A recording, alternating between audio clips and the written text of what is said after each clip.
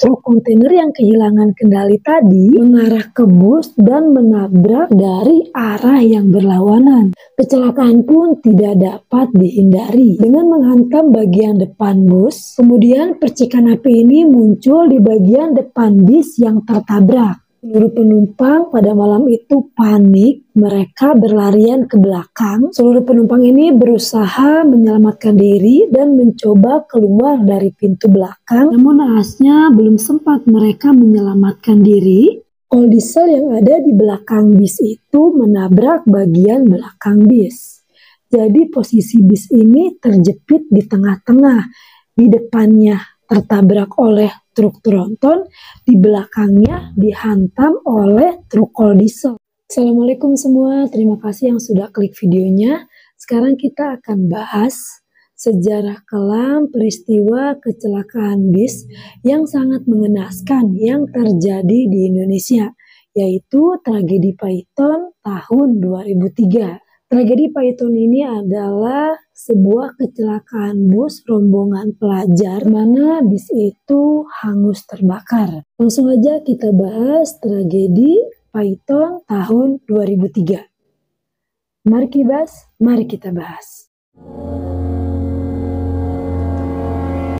Pada tanggal 8 Oktober 2003 terjadi kecelakaan bis rombongan pelajar SMK Yapemda 1 Sleman, Yogyakarta yang menewaskan 54 orang. Penumpang bus pariwisata ini terdiri dari 51 siswa-siswi, 2 guru, dan 1 pemandu wisata yang hendak pulang ke Sleman setelah melakukan study tour dari Bali. Rombongan study tour ini terbagi menjadi 3 bis, yang masing-masing satu bis itu sekitar 50 orang. Kecelakaan maut ini terjadi di PLTU Python, Banyuglugur, Situbondo, Jawa Timur. Sebenarnya selama perjalanan bus banyak mengalami masalah. Salah satunya yaitu yang sering mengalami masalah bus 3. 2 kali mengalami pecah kaca dan saat di jalan atap dari bus itu tersangkut kabel listrik. Dan ketika perjalanan pulang di Ketapang Gilimanuk, bus ketiga ini kembali mengalami kendala sehingga bus 1 dan bus 2 keluar terlebih dahulu dari kapal dan menunggu bis ketiga. Kemudian ketiga bus ini kembali melakukan perjalanannya menuju ke Sleman. Namun tiba-tiba lagi-lagi bus ketiga ini menginfokan kepada bis 1 bahwa bus 3 ini mengalami kendala yaitu di rem yang gagal berfungsi. Namun hal tersebut masih bisa diatasi dan mereka melakukan kembali perjalanannya dengan lancar. Namun siapa sangka bus ketiga yang sering mengalami kendala justru bus 2 yang mengalami kejadian tragis yang seketika mengubah tawa bahagia menjadi duka. Detik-detik kejadian ketika dari arah yang berbeda ada sebuah truk kontainer yang sedang mengisi bensin dan diketahui truk itu bertukar supir yang dikendarai oleh supir cadangan karena supir utamanya pengen beristirahat. Saat memasuki tanjakan Python, supir ini menambah kecepatan kendaraannya yang saat itu melewati tanjakan menurun dengan tikungan yang cukup tajam. Dengan kecepatan tinggi, truk kontainer ini menyalip kendaraan yang ada di depan. Namun ketika truk ini menyalip, di depannya terdapat gundukan pasir sehingga membuat supir ini kaget, banting setir dan hilang kendali. Dan dari arah yang berlawanan, ketiga bus ini sedang melaju. Mereka menyalip truk dengan tipe kol diesel yang ada di depannya.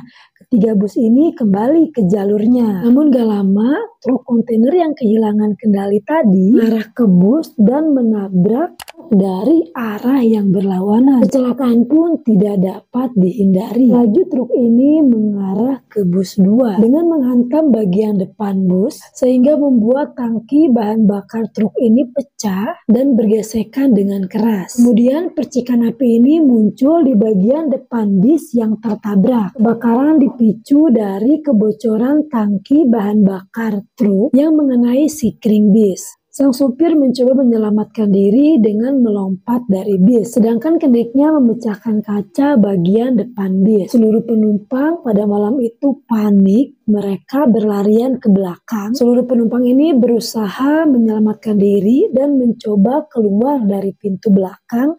Namun naasnya belum sempat mereka menyelamatkan diri, belakang bus ini dihantam oleh truk dengan tipe kol diesel. Jadi posisi bis ini terjepit di tengah-tengah.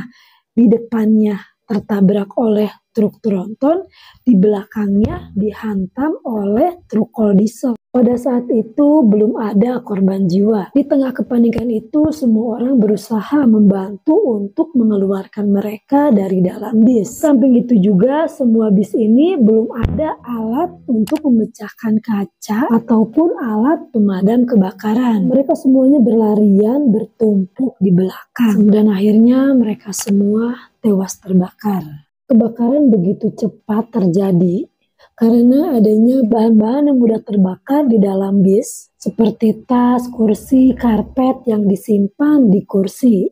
Korban banyak ditemukan tewas di bagian belakang di dekat pintu. Diduga para penumpang ini berusaha keluar dari pintu, tetapi pintu tersebut justru tidak bisa dibuka. Seperti yang tadi aku bilang, karena di dalam bis tidak terdapat alat untuk memecahkan kaca ataupun alat pemadam kebakaran, sehingga semua penumpang tidak bisa menyelamatkan diri ketika bis terbakar. Dari total 56 penumpang, yang selamat hanya 2, yaitu supir dan kendek bis. Sedangkan 54 lainnya tewas terbakar di dalam bis. Antaranya 51 siswa, 2 guru, dan 1 pemandu wisata. Korban yang dievakuasi pun berkumpul di belakang semua. Kemudian para korban ini dibawa ke rumah sakit Situbondo. Karena banyaknya jumlah korban yang meninggal, rumah sakit Situbondo terpaksa harus mengawetkan jenazah menggunakan es balok agar tidak terjadi proses pembusukan. Saat itu jenazah hanya ditempatkan di lorong-lorong rumah sakit karena ruang kamar mayat yang tidak begitu besar. Kebanyakan jenazah ini mengalami luka bakar yang begitu serius. Bahkan ada bagian beberapa tubuh yang hilang dan sulit untuk dikenali. Kemudian dimasukkan ke dalam peti dan dibawa kembali ke Yogyakarta. Sebelum kejadian yang mengenaskan, firasat telah dirasakan oleh korban. Waktu aku nonton berita, ini yang paling aku ingat banget, waktu itu tuh aku kelas 1 SMP kalau nggak salah. Di dalam bus itu terdapat 2 saudara kembar perempuan, yaitu RY dan RI. Saat keberangkatan mereka itu berada dalam satu bus, yaitu bus 2. Namun saat pulang, RI ini yang merupakan saudara kembar RY meminta RY untuk pindah bis. Akhirnya RY pun pindah ke bis yang lain. Dan RI lah yang mengalami kecelakaan di bus kedua. Kecelakaan pada tragedi Python tahun 2003 mengubah standar keselamatan bis Indonesia. Belajar dari tragedi naas itu, peraturan standar keselamatan bus pun ditingkatkan untuk mengurangi kemungkinan kejadian yang serupa. Ini sebuah bis diwajibkan memiliki palu pecahan kaca dan alat pemadam kebakaran dan pintu darurat. Seperti pada peraturan Menteri Perhubungan nomor 10 pada tahun 2012. Itulah tadi kisah tragedi Python tahun 2003. Semoga amal ibadah mereka semua diterima oleh Allah Subhanahu wa Ta'ala dan keluarga yang ditinggalkan diberi ketabahan. Semoga peristiwa seperti ini tidak terulang kembali. Mohon maaf banget bila ada yang kurang lengkap atau ada yang kurang tepat saat menyampaikan. Buat teman-teman yang lebih tahu tentang tragedi Python tahun 2003, boleh di-share di kolom komen. Terima kasih yang sudah nonton videonya. Buat teman-teman yang suka dengan videonya, boleh tolong di-like, share, komen, dan subscribe. Terima kasih, sampai jumpa kembali di video selanjutnya. Sehat-sehat. Assalamualaikum.